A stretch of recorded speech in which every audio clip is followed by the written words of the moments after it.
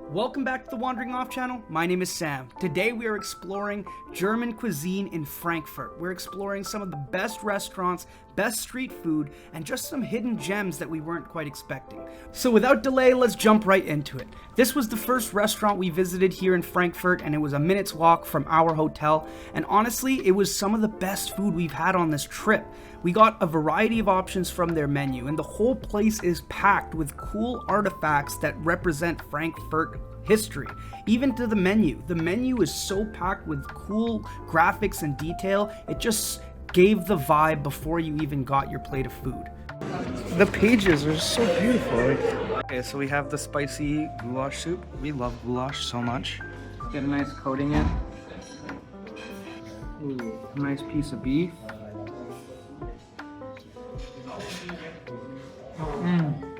I see what you mean. It's very rich with the spices. And it has a nice thick consistency. It's not like Czech or Hungarian goulashes where it's like saucy. It's like nice and soupy. Ooh, look at the different things on this spoon. There's like a ton of onions, tons of herbs, nice beef. And I'm gonna see if this pepper is spicy. No, but it's packed with flavor.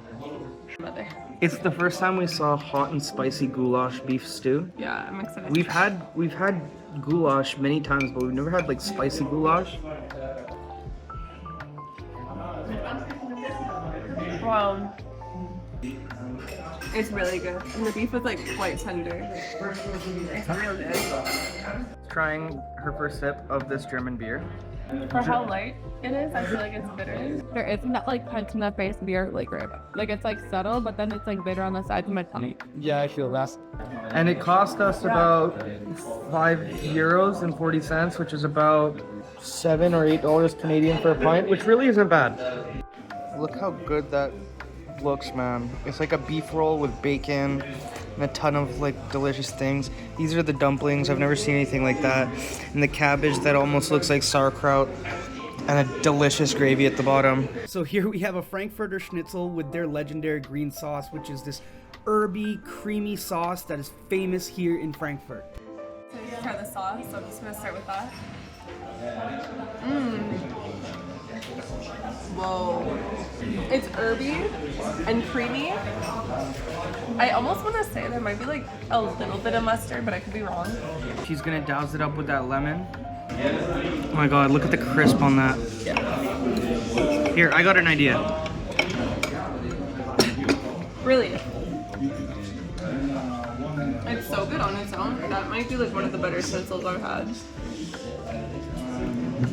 With the green sauce. This is all she wanted coming to Frankfurt, so she's really excited. Wow. Oh my god. I think that's also one of the better schnitzels I've had. Alex was right. That's delicious. It's almost like a mint and coriander chutney style yogurt, and it's really good. Just look at this beef roll really quickly. It's a perfect roll, and I'm like really excited to see how tender it is. So just cutting through it. Oh, it's like stuffed? It's stuffed, yeah. It's stuffed with, I know there's bacon in here and there's some veggies, but it cut like butter, like it was very tender. So you're gonna get that good German gravy going. What is it? But yeah, no, there's this black beer sauce, and it's like clearly stuffed with a bunch of really good stuff. So I'm gonna try this bite, and hopefully the tenderness carries through. That is one of the best pieces of beef I've ever had. Yeah, there's like a delicious consistency inside, and it's super savory inside and like tender. This plate was about 23 euros, kind of expensive, but if it was 36 Canadian and the flavor was mid, I'd be disappointed. This is not mid. This is absolutely delicious, and this blows my mind. So now I'm gonna try this cabbage. As you can see, it's also glistening. It looks very good. This pickled cabbage is more on the side of what like a Danish pickled cabbage tastes like. So less like a Czech sauerkraut, and it's like more sweet and savory, and it complements the beef very nicely because the beef is very dense with that savory flavor, and the sweetness kind of cuts it perfectly. Like they really balance each other out. And I'm wondering what this bread dumpling tastes like, because just look at it looks so you see the doughy. pudgy, wudgy consistency of that? I know, look at that. Oh my god, that looks like fufu. It does look like fufu. I'm so excited. We're gonna get some of that gravy, some of the cabbage in here. That looks like such a good bite. Oh my god. I can't even begin to describe in words. We're definitely going to work on these plates, and as you can see, they're basically devoured, and it's been like maybe 10 minutes. It was really good. I'm like very impressed at the variety of flavors. I'm very shocked by this bread dumpling. I didn't expect it to be that good. And I like the beer. The beer pairs well with the density and the richness of these flavors. So 10 out of 10. So next up, we had to make our way to the most legendary Christmas market in Europe to try some of the incredible street food. And it did not disappoint at all. The smell here is absolutely insane. But I can't describe it. It's like a delicious smell of pastries. The mushrooms here smell insane. The crackling smoke of the fires. There's a lot of fires as. So I can't really begin to describe the amount of sensory overload just through the smells of this market alone. There was mushrooms, there was fresh gingerbread being cooked, there was fondue, cheese, frankfurters, hot dogs, everything you can imagine was here. So we got these delicious looking mushrooms. I asked her to prepare it exactly how she thought we should. She put sour cream, chives, and a ton of garlic. And then we got what Alex was hoping for. Do the big reveal. Oh, cheesy raclette in a bread bowl. Look at that. That's delicious looking. These guys know what they're doing.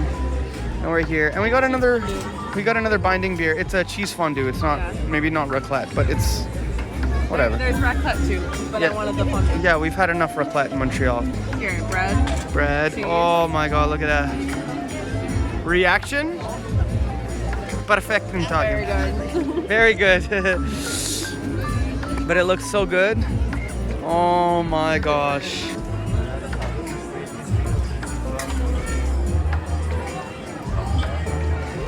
I didn't even think it could be that good. It's like extra cheesy. But it's extra good. I don't know how to explain it. Yeah. You'd think it would be elsewhere in the world, but this is like the best cheese. You want to take a bite of your mush? Yeah, I'm gonna take a bite of the mush. No, it smells so good. Look at that mush. It looks so hot. Watch out. Yeah, I know.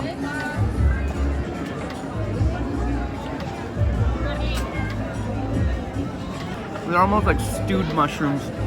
And the broth is like almost paprika-y, but with the sour cream, the garlic, and the chives, like it makes it so good. She recommended me well. It was really, really yummy. And of course, can't forget the binding. Nice. Here's us fulfilling Alex's side quest of this beautiful 3-layer Black Forest cake. It's like right outside the Christmas market. It's this cafe we saw yesterday. This lovely gentleman over here served us. And yeah, it's very pretty in here. How is it? It makes such a difference that these are not maraschino cherries. Really? Yeah. What kind of cherries do you think they were? Black. No, but honestly, they are juicy. Like, they are so good. It's not overly sweet. I don't think it's even whipped cream. Like, we do it so differently in Montreal, but It's not that I don't like Black Forest cake, because you're kind of crazy if you don't like Black Forest cake, but I usually am not the biggest fan of Black Forest cake, only because people try to put like too much sugar in the chocolate, too much sugar in the whipped cream. Like, it ends up being like a very overwhelmingly sweet cake.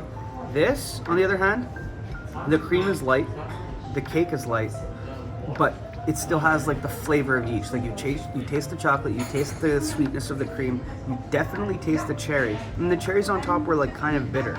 So it was like a nice sour but like sweet cake. Like, I think this is what it's supposed to be, and it made me love Black Forest cake.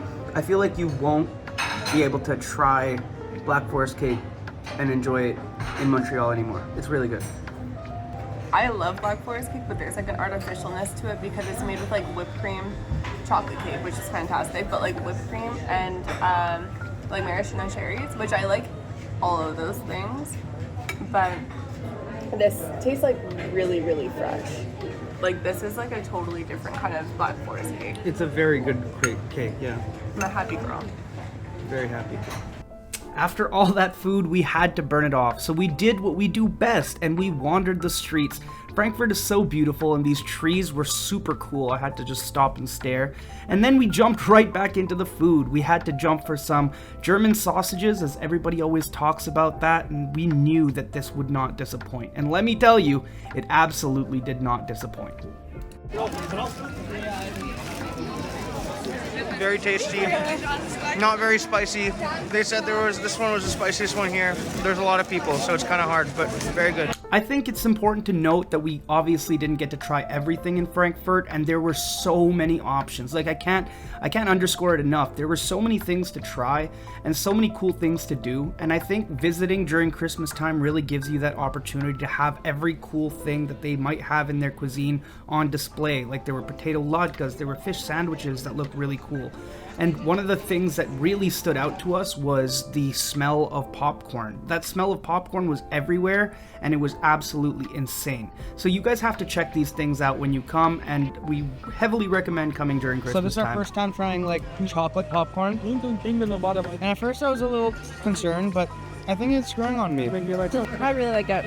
At first, too, I felt like I almost just rather it had been chocolate. I like that's it. But my favorite popcorn is caramel popcorn with chocolate drizzle. Ooh, And then it was the intensive, like it's basically that. And then now I really like it. that's interesting because I've had caramel popcorn It's just got that. and I've had caramel popcorn with chocolate drizzle, but I've never had chocolate popcorn. And it's really good. Go Germans. We just tried these delicious liqueurs, and they have like 3 different types. They had like a chocolate, they had a hazelnut, and they had like an eggnog flavor. And it's like some of the most rich liquor I've ever tried. The chocolate was so deep with its flavors, and it's a family company, so you definitely have to check them out. Unfortunately, we can't bring any back. But while you're here in Germany, make sure you give it a shot. It was so good. It really was, eh? Yeah. Okay, we are at this insane ramen place. 5 stars, 186 reviews. And the craziest part is they opened 2 weeks ago. It's so good. We weren't even gonna film a review because Alex is kind of sick. But we put like a whole spoon of this hot sauce to kind of, you know, clear her sinuses. Guys, when I say this is the best ramen I've ever had in Frankfurt, like, I wouldn't expect the best ramen I've ever had to be in Frankfurt. Insane. Alex, what do you think? Even like the hot, She broke the jar, that's how good it is. whatever this is, it's like a hot chili paste kind of thing. So good. So good. And the egg that was in it was like, we were saying, like the best like ramen egg we've had. It was perfect. My God. And it took a while for the food, and they kept apologizing that it took so long. But like, as someone who's worked in kitchens, there's no problem with a long wait if the food is this fresh and this good. The noodles are cooked perfectly. Like, I'm just in shock, dog. I'm genuinely in shock. They have a salt shaker, but there's no need for a salt shaker. Maybe for some of the other flavors, but they have a huge menu. And we only ordered one to share because we just came back from Christmas markets, and so we ate a lot of food all day. But this is insane. You cannot miss this spot if you come to Frankfurt. Try this freaking ramen. Yeah, that's my bub. That's my fiance right there. Also, we're engaged, for those of you guys who didn't know, on our travel vlogs. We got engaged, type shit. But yeah, dude, insane soup. We are in Germany, and there's €5 for a handle of vodka, which is like $7.50 Canadian. And then there's this, Acropolis, for €7, and it's 38% like cognac. And a German guy just walked up to me and put it in my hand and said, "You buy." And then as me and Alex were like giggling about it, before he left, he was like, hey. And I was like, what? He's like, "You don't put it back, you take it with you now." And I'm like, I was gonna put it back. But now I feel like the German man just sent me on a side quest. I think the side quest must be complete. It looks Greek, it doesn't even look German. Also, for more reference on prices, there's like wines for like, well, $1.99. Like, yeah, like the This is craziest crazy. prices I've seen. No wonder.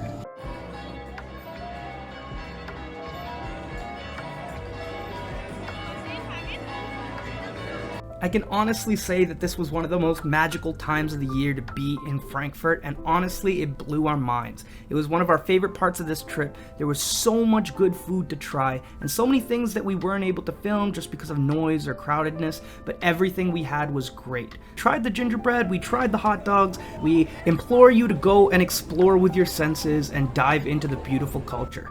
Thank you so much for joining us on this adventure. We hope you enjoyed the video. Let us know if there's anything else you want to see in the future. Please subscribe so we can keep going on these trips together. And until next time, keep wandering, friends.